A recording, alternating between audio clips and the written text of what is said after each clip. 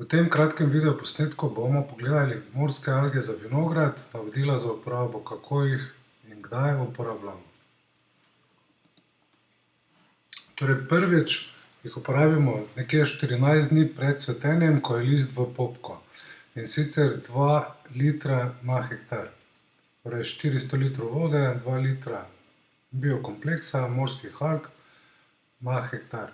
In kasneje pri vsakem škropljenju z zaščitnimi sredstvi dodajamo 0,5 litra biokompleks 900 na hektar.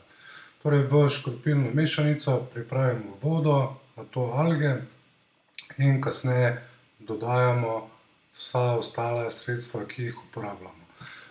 Kako delujejo morske alge in zakaj se zmanjša potreba po škropljenju, lahko pogledate na morske alge za vinograd, povezavo najdete v opisu tega videoposnetka.